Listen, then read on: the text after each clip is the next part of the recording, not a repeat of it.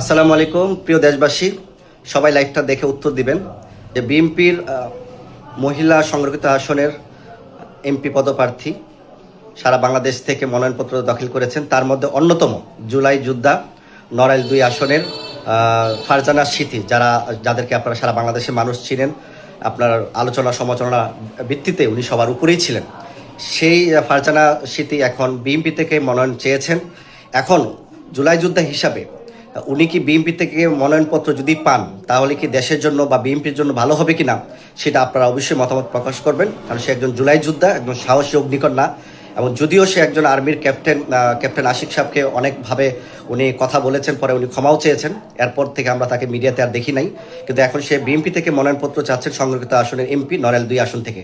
এখন যদি ওনাকে মনোনয়নপত্র দেওয়া হয় বিএনপি থেকে, তাতে কি আপনি মনে করেন দেশের জন্য এবং দলের জন্য ভালো হবে? সেই উত্তরটা আপনারা সকলেই বলবেন। ধন্যবাদ সবাইকে। T-37B যুদ্ধ বিমান, একটি N-32 পরিবহন বিমান এবং 26টি PT-6 প্রাইমারি প্রশিক্ষণ বিমান ক্রয় করা হয়েছিল। একই সাথে বগুড়া ও মৌলভীবাজার রাডার ইউনিটের মাধ্যমে বিমান বাহিনীর রাডার নেটওয়ার্ককে করা হয়েছিল শক্তিশালী। 101 বিশেষ ফ্লাইং ইউনিট স্থাপন করা হয়েছিল, যার মাধ্যমে আকাশ সীমা পর্যবেক্ষণ ও প্রতিরক্ষা ব্যবস্থাকে করা হয়েছিল আরো শক্তিশালী। এই সমস্ত পদক্ষেপের ফলে বাংলাদেশ বিমান বাহিনী ধীরে ধীরে আরো শক্তিশালী, কার্যকর এবং জাতীয় নিরাপত্তার জন্য অপরিহার্য বাহিনী হিসেবে আত্মপ্রকাশ করে। উপস্থিত সশস্ত্র বাহিনীর অফিসার্স এবং সৈনিকবৃন্দ, আপনারা অবশ্যই অবগত আছেন, সশস্ত্র বাহিনীকে মডার্নাইজ করার জন্য ফোর্সেস গোলের প্রাথমিক ধারণা ও কাজ 2003 সালের থেকে বেগম খালেদা জিয়ার সময় থেকেই শুরু হয়েছে। আধুনিক প্রযুক্তি নির্ভর এবং দক্ষতা বৃদ্ধির জন্য সশস্ত্র বাহিনীর সদস্যদের উন্নত প্রশিক্ষণ, সেনা সদস্যদের কল্যাণমূলক উদ্যোগ এবং নতুন ও উন্নত অস্ত্র সংযোজনের মাধ্যমে বাহিনী সমূহের সাংগঠনিক কাঠামো পুনঃসংগঠিত করা হয়েছিল। একই ধারাবাহিকতায় 2002 সালের 10ই জানুয়ারি প্রথমবারের মতো military institute of science and technology MIST সম্প্রসারণ করে বেসামরিক শিক্ষার্থীদের জন্য ভর্তির দ্বার উন্মুক্ত করা হয়েছিল। পাশাপাশি ক্যান্টনমেন্ট পাবলিক স্কুল সমূহের প্রসার, ফেনী ও জয়পুরহাট গার্লস ক্যাডেট কলেজ স্থাপন সহ অন্যান্য ক্যাডেট কলেজগুলো সমূহের সংস্করণ ও মডার্নাইজেশনের উদ্যোগ গ্রহণ করা হয়েছিল, যা শুধু সশস্ত্র বাহিনীর সাংগঠনিক শক্তি বৃদ্ধি নয়, বরং একটি জ্ঞানভিত্তিক, প্রযুক্তিমুখী, পেশাদার এবং সুসংগঠিত বাহিনী হিসেবে বাংলাদেশের গুরুত্বপূর্ণ ভূমিকা রেখেছে। জাতিসংঘ শান্তিরক্ষা মিশনে বাংলাদেশের অংশগ্রহণকে বিএনপি সরকার এক নতুন উচ্চতায় নিয়ে গিয়েছিল। কুয়েত, হাইতি, রুয়ান্ডা ও অ্যাঙ্গোলা সহ বিভিন্ন মিশনে সশস্ত্র বাহিনী তথা আপনাদের অভাবনীয় সাফল্য আজ বিশ্বজুড়ে বাংলাদেশের ভাবমূর্তিকে করেছে উজ্জ্বল।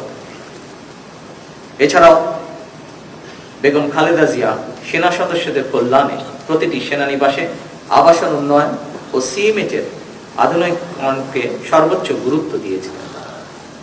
সশস্ত্র বাহিনীর স্বাধীনতা সার্বভৌমত্ব রক্ষার অত্যন্ত প্রহরী এটি মরহুমা খালেদা জিয়া মনে প্রাণে বিশ্বাস করতেন।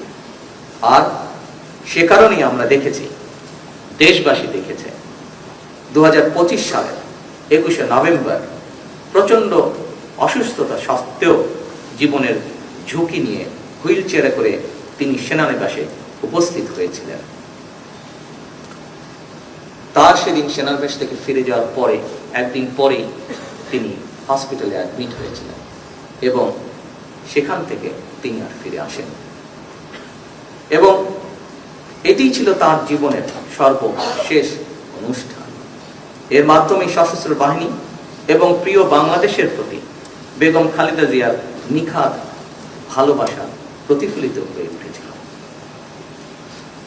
উপস্থিত সশস্ত্র বাহিনীর প্রিয় কর্মকর্তা এবং সদস্যবৃন্দ, সশস্ত্র বাহিনী কোনো নির্দিষ্ট ব্যক্তি, পরিবার কিংবা দলের সম্পত্তি নয়।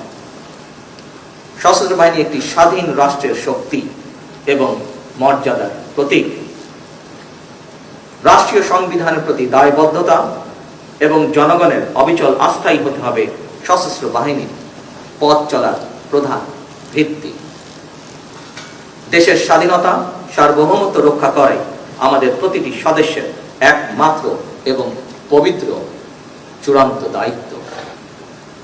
আমরা এমন এক সশস্ত্র বাহিনী চাই যাদেরকে বহিঃশক্তি সমীহ করবে আর দেশের জনগণ রাখবে আস্থায়। পেশাদারিত্বের প্রশ্নে কোনো আপোষ না করে সশস্ত্র বাহিনীকে সবসময় একটি সুউচ্চ আদর্শিক অবস্থানে থাকতে হবে। রাষ্ট্রীয় মর্যাদা রক্ষায় শহীদ রাষ্ট্রপতি জিয়াউর রহমান সশস্ত্র বাহিনীর প্রতিটি স্তরে দেশপ্রেমের যে অগ্নিশিখা জ্বালিয়ে দিয়েছিলেন তা যেন কখনো নিভে না যায়। 26শে মার্চ স্বাধীনতার ঘোষণা, 21শে নভেম্বর যৌথ সামরিক পূর্ণতা এবং 7ই নভেম্বর দেশপ্রেম ও পেশাদারিত্বের পুনর্জাগরণ, এই তিন অবিভাজ্য ধারা আমাদের সামরিক বাহিনী সশস্ত্র বাহিনীর ঐতিহ্যের মেরুদণ্ড। গণতান্ত্রিক দায়িত্ববোধ এবং দেশের সার্বভৌমত্ব অতন্দ্র প্রহরী হিসাবে নিজেদের প্রস্তুত রেখে এই বাহিনীর গৌরবোজ্জ্বল ইতিহাসকে আগামী প্রজন্মের অনুপ্রেরণা হিসেবে টিকিয়ে রাখা আমাদের সকলের সম্মিলিত অঙ্গীকার। উপস্থিত সশস্ত্র বাহিনীর অফিসার্স এবং সৈনিকবৃন্দ, আমাদের সামনে নতুন বাস্তবতা এসেছে। বর্তমান সময়ে যুদ্ধের ধরন পাল্টেছে, বদলেছে নিরাপত্তার ধরন। আজ নিরাপত্তা মানে কেবল স্থল সীমান্তের সুরক্ষা নয়, এর সঙ্গে যুক্ত হয়েছে সমুদ্র, আকাশ, সাইবার স্পেস, তথ্য যুদ্ধ, প্রযুক্তি নির্ভর প্রতিরক্ষা, ড্রোন, কৃত্রিম বুদ্ধিমত্তা, উপকূলীয় নিরাপত্তা, জ্বালানি অবকাঠামো, সামুদ্রিক সম্পদ এবং আঞ্চলিক ভূকৌশলগত প্রতিযোগিতা।